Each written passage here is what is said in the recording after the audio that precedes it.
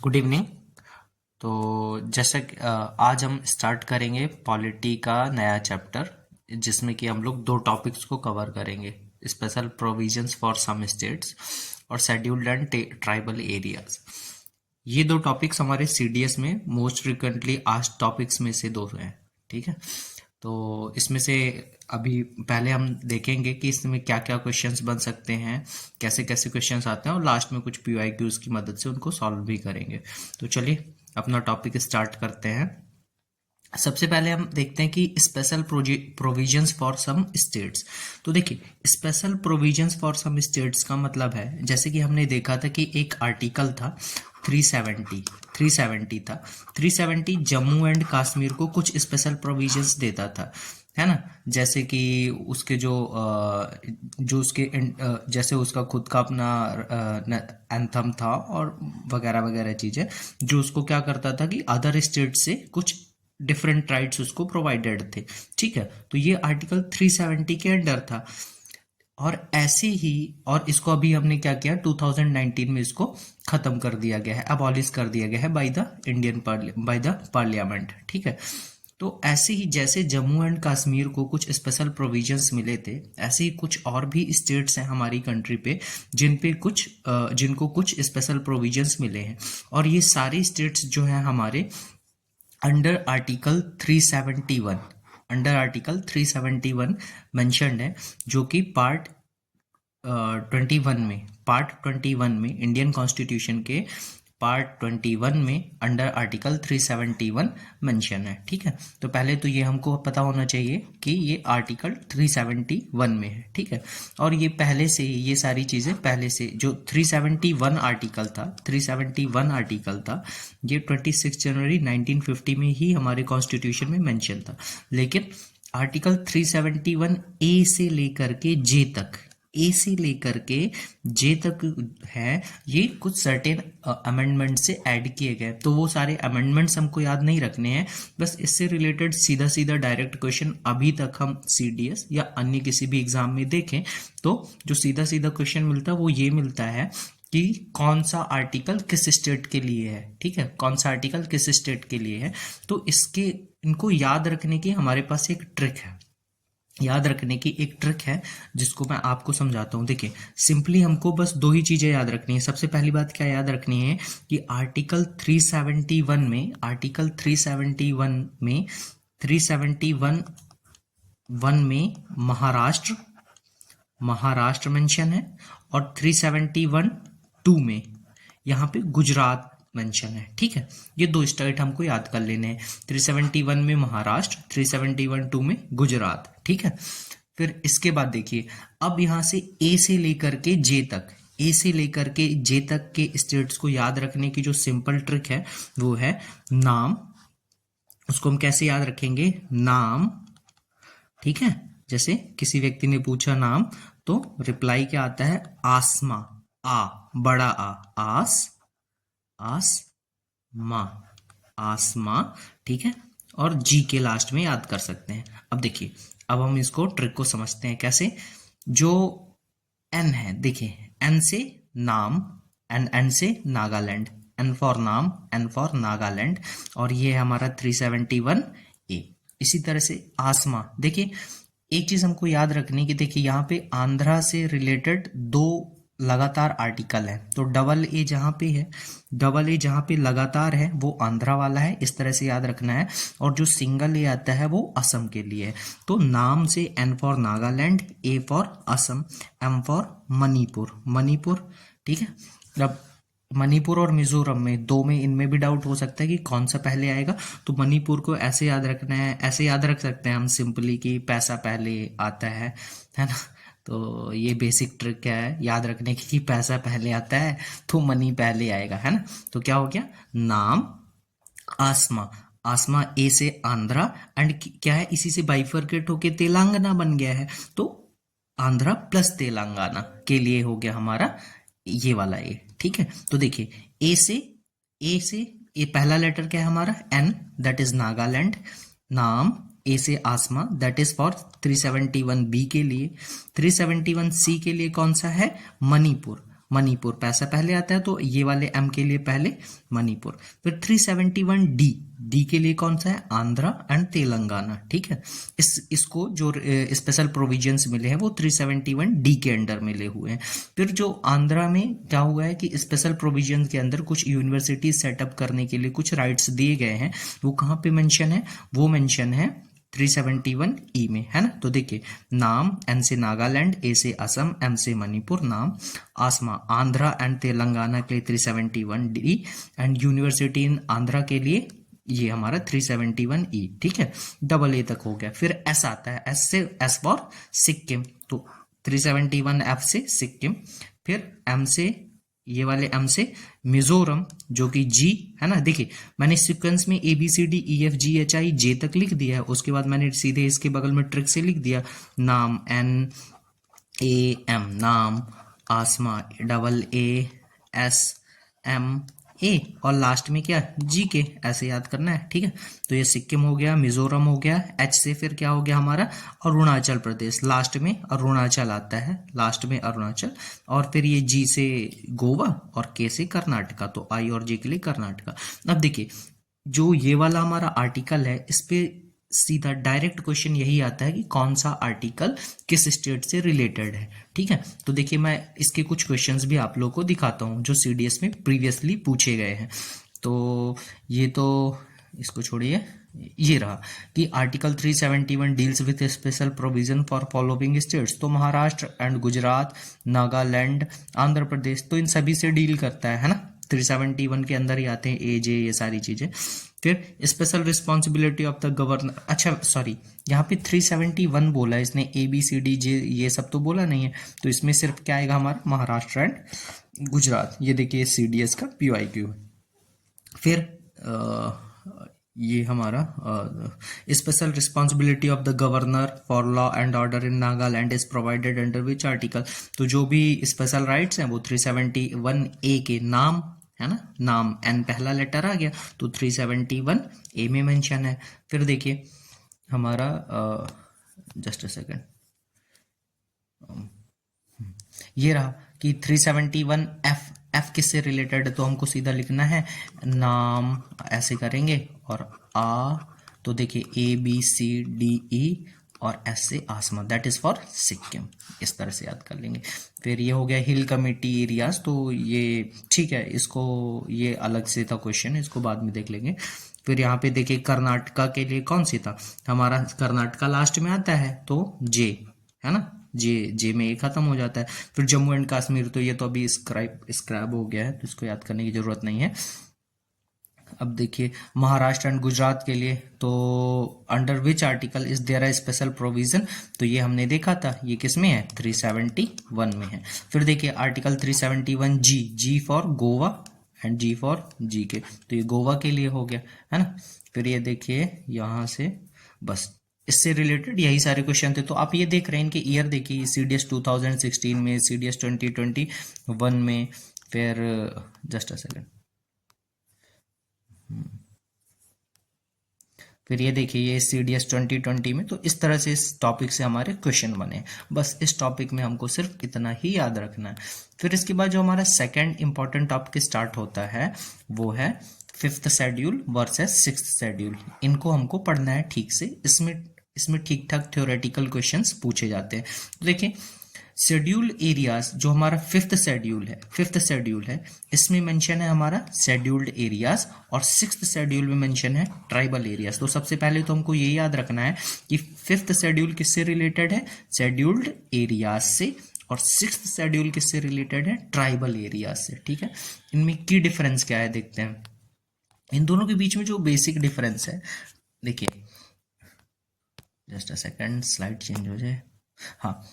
तो आर्टिकल 244 है जो हमारे कॉन्स्टिट्यूशन में पार्ट 10 में जो है, वो क्या करता है कि वो हमको बताता है कुछ स्पेशल सिस्टम ऑफ एडमिनिस्ट्रेशन के बारे में बताता है, कुछ स्पेशल एरियाज के, और वो 2 एरियाज को मेंशन करता है, एक शेड्यूल्ड एरिया बोलता है और एक बोलता है ट्राइबल एरियाज। तो देखिए शेड्यूल्ड एरियाज को 244(1) में मेंशन किया गया है, और इन एरियाज को इनलिस्ट किया गया है कहाँ पे, शेड्यूल 5 में, शेड्यूल 5 में इनकी लिस्टिंग की गई है, ठीक है।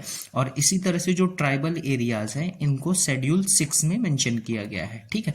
तो देखिए शेड्यूल 5 में जो भी अदर स्टेट्स हैं उन स्टेट्स को छोड़ के जो शेड्यूल 6 में दिए गए हैं सारे स्टेट्स के एरिया को यहाँ पे इनलिस्ट किया जाता है। और जो शेड्यूल 6 है यहाँ पे हमारे 4 स्टेट्स के एरिया को मेंशन किया जाता है। पहला है, इसको हम ऐसे, उन चारों स्टेट्स को हम ऐसे याद रख सकते हैं, मीजो मैट से याद कर सकते हैं। ऐसे हम सोच सकते हैं कि कोई स्पेशल टाइप की मैट है जिसको हम मीजो कहते हैं, तो मीजो मैट, ठीक है। तो मीजो से हो गया मिजोरम, एम से मेघालय, ए से असम, टी से त्रिपुरा। हमको एक चीज ये याद रखनी कि इसमें ना हमारा मणिपुर नहीं है, मिजोरम है एंड मेघालय है, मेघालय असम त्रिपुरा, मैट से मेघालय असम त्रिपुरा एंड मीजो से मिजोरम, ठीक है। तो ये शेड्यूल 6 में ये 4 स्टेट्स मेंशन है जहां पे क्या होते हैं, ट्राइबल एरियाज होते हैं। इन 4 स्टेट्स में ट्राइबल एरियाज होते हैं, बाकी बचे हुए स्टेट्स में क्या होता है, शेड्यूल्ड एरियाज होते हैं। और ये शेड्यूल्ड एरियाज कहाँ पे मेंशन है, हमारा जो कॉन्स्टिट्यूशन में 12 शेड्यूल है तो 12 में से 5वें शेड्यूल में शेड्यूल्ड एरियाज मेंशन है, 6वें शेड्यूल में ट्राइबल एरियाज मेंशन है। इससे रिलेटेड जो भी जानकारी आगे देखते हैं। ये देखिए इन दोनों में, ये मैंने ना डायरेक्ट गूगल से निकाला था इसको। देखिए इनमें बीच में जो की डिफरेंसेस है, देखिए कि जो कॉन्स्टिट्यूशनल बेसिस है इनका क्या है कि ये आर्टिकल शेड्यूल्ड एरियाज है 5th शेड्यूल में मेंशन है, आर्टिकल 244(1) में, ठीक है। ये 244(2) में वही सेम बात है, ये सभी स्टेट्स में। और ये सिर्फ इन 4 स्टेट्स में, कौन कौन सी में, मैट, मीजो मैट, मिजोरम, मेघालय, असम, त्रिपुरा, ठीक है। चलिए नेक्स्ट स्लाइड देखते हैं, जस्ट अ सेकंड।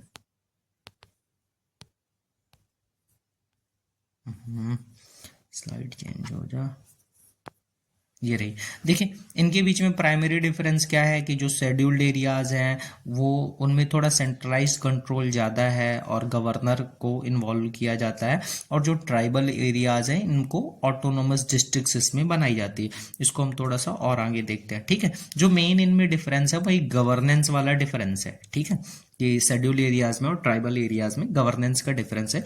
बाकी ये दोनों जो है ट्राइब्स के लिए ही बनाई जाती हैं, ट्राइब्स के लिए, ऐसे एरियाज जहाँ पे ट्राइब रहती है, बैकवर्ड क्लासेस रहते हैं या ट्राइब्स रहती हैं, उन्हीं को हम इन 4 स्टेट्स में जो शेड्यूल 6 में मेंशन है दूसरी जगहों पे शेड्यूल्ड एरियाज बोल देते हैं, और उन 4 स्टेट्स में क्या बोल देते हैं, ट्राइबल एरियाज बोल देते हैं, ठीक है। इसके बाद next slide, just a second.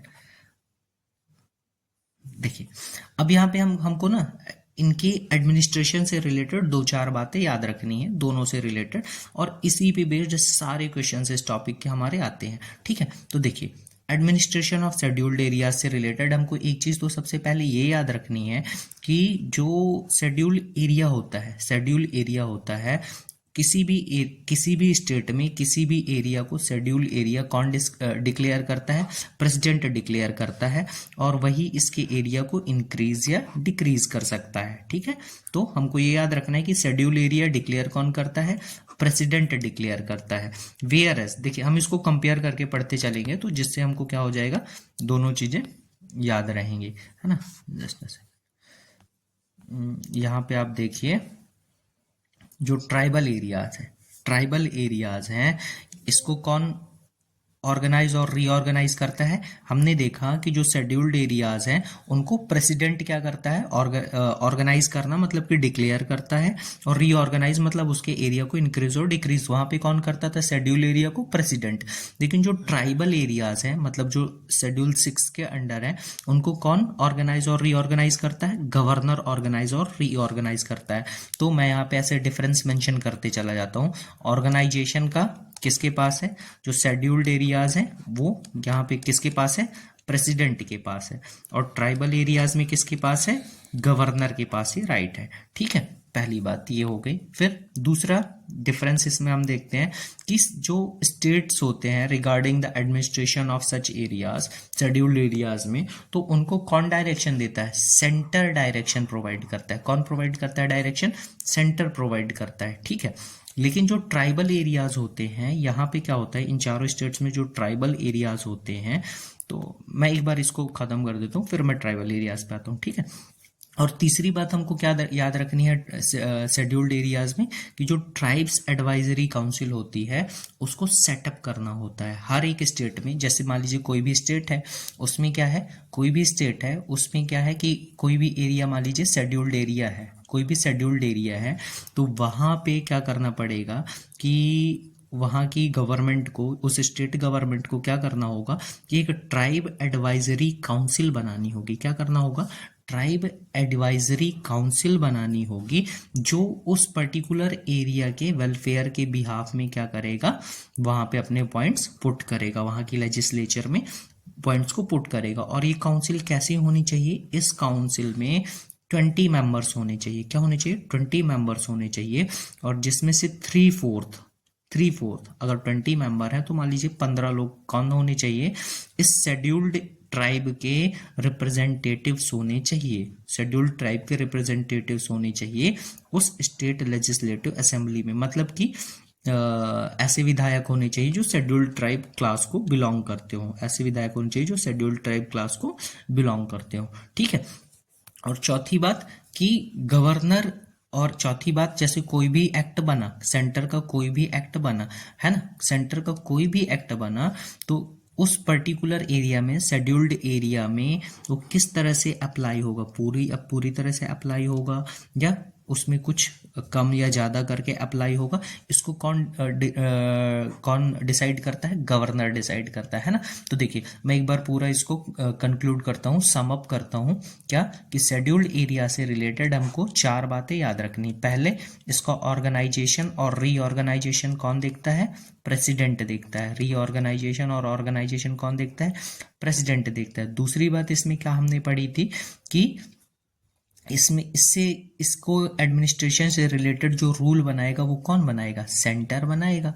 और तीसरी बात हमने क्या पढ़ी थी, तीसरी बात हमने इसमें पढ़ी कि एक एडवाइजरी काउंसिल होनी चाहिए हर एक ऐसे स्टेट में जहाँ पे शेड्यूल्ड एरिया है, वहाँ पे क्या होना चाहिए, एक एडवाइजरी काउंसिल होनी चाहिए जिसमें 20 मेंबर होने चाहिए, जिसमें से 3/4 ट्राइबल होने चाहिए, ठीक है, ट्राइबल रिप्रेजेंटेटिव्स होने चाहिए। और चौथी बात हमने ये पढ़ी कि पार्लियामेंट का कोई भी रूल होगा वो किस तरह से, अप टू विच एक्सटेंट वो वहाँ पे अप्लाई होगा, इसको कौन डिसाइड करता है, पार्लियामेंट रूल को कौन डिसाइड करेगा, गवर्नर डिसाइड करेगा। तो ये 4 बातें हमको याद रखनी है शेड्यूल्ड एरिया से रिलेटेड, ठीक है। तो हमने क्या क्या पढ़ा, हमने सबसे पहले पढ़ा कि स्पेशल प्रोविजंस के बारे में, ठीक है। फिर हमने स्टार्ट किया 5th और 6th शेड्यूल के बारे में। तो हमने देखा कि 244 आर्टिकल जो है उसमें ट्राइबल एरियाज और शेड्यूल्ड एरियाज मेंशन है। तो शेड्यूल्ड एरियाज हमारा 244(1) में 5th शेड्यूल में है, और ट्राइबल एरियाज 6th शेड्यूल में,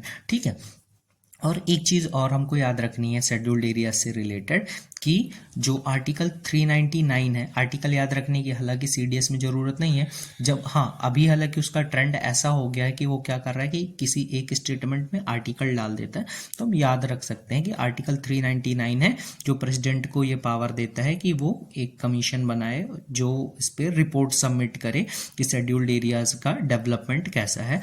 और अभी तक में ऐसे सिर्फ 2 ही कमीशन बनाए गए हैं। एक तो बनाया गया था यूएन ढेबर कमीशन, इसका ईयर है 1960-61। ईयर याद रखने की जरूरत नहीं, बस हमको इतना याद होना चाहिए कि यूएन ढेबर कमीशन किससे रिलेटेड है, तो शेड्यूल्ड एरिया से रिलेटेड है, या कि जो कि किस में मेंशन है, शेड्यूल 5 ऑफ द कॉन्स्टिट्यूशन में मेंशन है। और दूसरा दिलीप सिंह भूरिया कमीशन, ठीक है। तो 2 कमीशन हमको याद रखने हैं, UN Dhebar commission, Dilip Singh Bhuria commission, ठीक है। अब आते हैं एडमिनिस्ट्रेशन ऑफ ट्राइबल एरियाज में। तो हमने पहली चीज देख ली कि ये ट्राइबल एरियाज मेंशन कहाँ पे हैं, तो शेड्यूल 6 में मेंशन है। कहाँ पे मेंशन है, शेड्यूल 6 में मेंशन है। कौन कौन से स्टेट आते हैं, तो मीजोमैट, कौन कौन से स्टेट आते हैं, मीजोमैट, तो मिजोरम, मेघालय, असम, त्रिपुरा। हमको ये याद रखना है, इसमें मणिपुर नहीं है, मणिपुर नहीं है, इसको बहुत अच्छे से याद रखना है, ठीक है।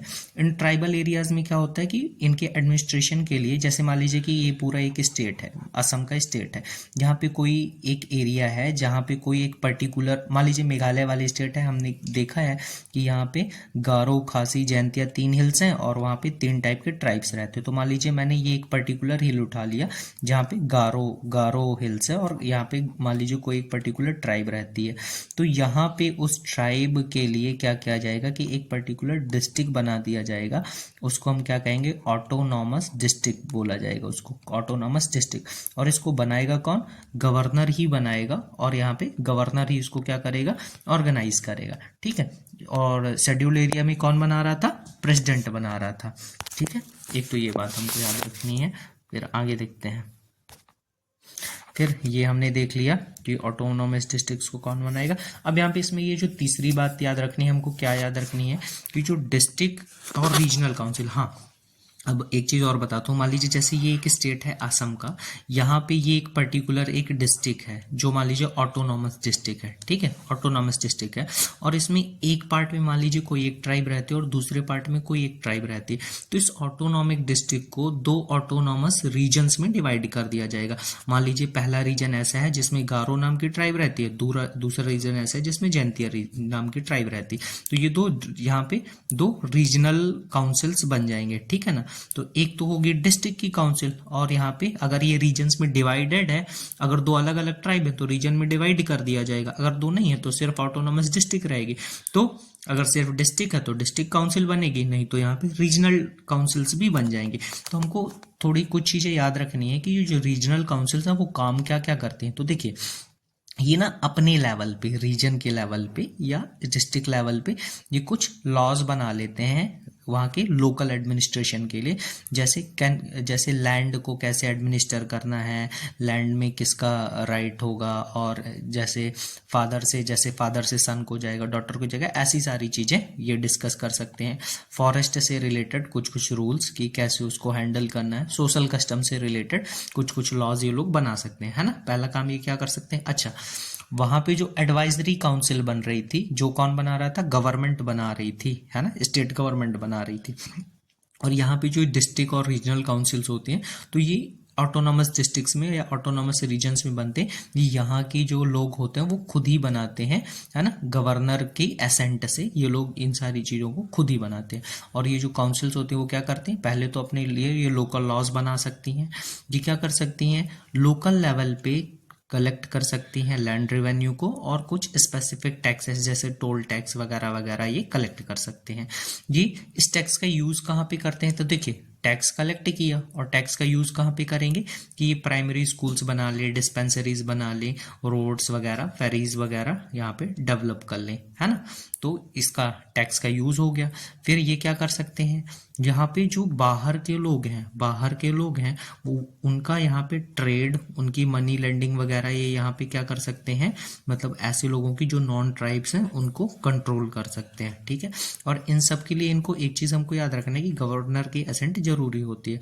और ये विलेज या काउंसिल लेवल पे ये क्या कर सकते हैं, कोर्ट्स को बना सकते हैं, जो यहाँ पे लोकल जो इनके बीच में कॉन्फ्लिक्ट्स होंगे उनको कोर्ट्स क्या करेगा, उन सारे मैटर्स को कोर्ट्स देखेगा, ठीक है ना।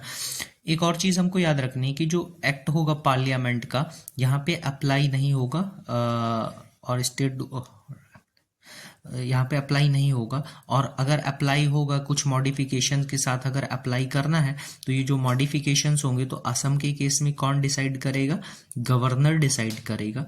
और अदर 3 स्टेट्स हैं जो कौन कौन सी, मिजोरम, मेघालय एंड त्रिपुरा, उसमें कौन डिसाइड करेगा, अगर पार्लियामेंट लेवल के हैं तो प्रेसिडेंट, और स्टेट लेवल के हैं तो गवर्नर।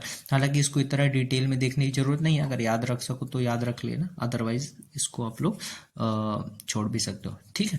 तो ये था इससे रिलेटेड सारी चीज़ें। ये देखिए यहाँ पे ये हमारा एक PYQ है यूपी पुलिस का कि कौन सा schedule areas and schedule tribes का वो सेटअप इन, तो हमने देखा था कि schedule areas and schedule tribe commission कौन कौन से थे, एक तो UN ढेबर था, और दूसरा कौन था जो फर्स्ट था UN ढेबर था, दूसरा DS भूरिया था, है ना। तो हमको UN ढेबर वाला याद रखना है। ये सारे PYQs हमने सॉल्व कर लिए हैं। अब हम देखते हैं ट्राइबल एडवाइजरी काउंसिल के लिए कि कितनी इन states having scheduled areas when the ST population exceeds, तो ऐसी कोई लिमिट तो हमने पढ़ी नहीं कितनी पॉपुलेशन होनी चाहिए, तो नो पॉपुलेशन कंडीशन, ठीक है। फिर जो पेसा एक्ट है 1996, अभी पेसा एक्ट के बारे में पहले पढ़ लेते हैं, फिर इसको एक ये क्वेश्चन को सॉल्व करेंगे। एक ये हमको याद रखना है कि ये जो दिल्ली है उसको उससे रिलेटेड एक अमेंडमेंट आया था जिसने एनसीआर रीजन को क्या किया था, एनसीआर रीजन को डिफाइन किया था, और वो 69th अमेंडमेंट था। इसको हम लोग बाद में भी देख लेंगे। यहाँ पे देखिए हम लोग पेस एक्ट को एक बार देख लेते हैं कि भूरिया कमेटी सेटअप की गई, एक भूरिया कमेटी सेटअप की गई 1995 में, जिसने क्या किया, पेसा एक्ट बनाया, पेसा एक्ट बनाया। ये पेसा एक्ट क्या था, पेसा एक्ट ने क्या किया कि ग्राम सभा को कुछ पावर्स दे दी, है ना, और है ना, ग्राम सभा को कुछ पावर्स दे दी। तो बस हमको इतना याद रखना है कि ये भूरिया कमेटी की रिकमेंडेशन पे आया था पेसा एक्ट, और ये किससे रिलेटेड है, ये शेड्यूल 5 और शेड्यूल 5 से रिलेटेड है। बस हमको इतना ही याद रखना है, शेड्यूल 5 और शेड्यूल 6 से रिलेटेड है, शेड्यूल 5 से रिलेटेड है हमारा पेसा एक्ट, और भूरिया कमेटी की रिकमेंडेशन पे आया था। बस हमको दो ही चीज पेसा एक्ट से रिलेटेड याद रखनी है। तो चलिए अब क्वेश्चन पे जाते हैं, जस्ट अ सेकेंड, ये रहा। तो ये किससे रिलेटेड है, हमारा शेड्यूल 5 से रिलेटेड है। फिर ये देखिए कि under schedule 6 the autonomous district council does not have legislature power on. तो ये बहुत ही अच्छा क्वेश्चन। देखिए फॉरेस्ट तो था, ये हमको पता है, मैरिज एंड डाइवोर्स यानी कि वहाँ पे जो सोशल कस्टम्स थे वो भी थे, लैंड अलॉटमेंट लैंड से रिलेटेड भी बना सकते, लेकिन बैंकिंग रेगुलेशन उनके पास नहीं थे, है ना। तो ये क्या होगा, हमारा करेक्ट आंसर होगा, ठीक है। मतलब ये सारे हो गए हमारे रॉन्ग आंसर, और ये नहीं था उनके पास, तो यही उसने पूछा है कि does not have legislature power on banking regulation. फिर एक ही क्वेश्चन है कि under schedule 5 the power to declare area as a scheduled area lies with, तो किसके पास है, शेड्यूल 5, शेड्यूल 5 मतलब शेड्यूल्ड एरियाज है, किसके पास है, प्रेसिडेंट, और ट्राइबल एरियाज वाला किसके पास है, गवर्नर के पास। तो ये रहा आज का हमारा पूरा वीडियो, और अभी आप लोग ना सिर्फ इतनी ही चीजें पढ़ के आप सीडीएस का इस टॉपिक से रिलेटेड कोई भी क्वेश्चन सॉल्व कर सकते हैं। इसके बाहर इस टॉपिक से आपको कुछ भी नहीं पढ़ना है। तो thank you for today, thank you so much.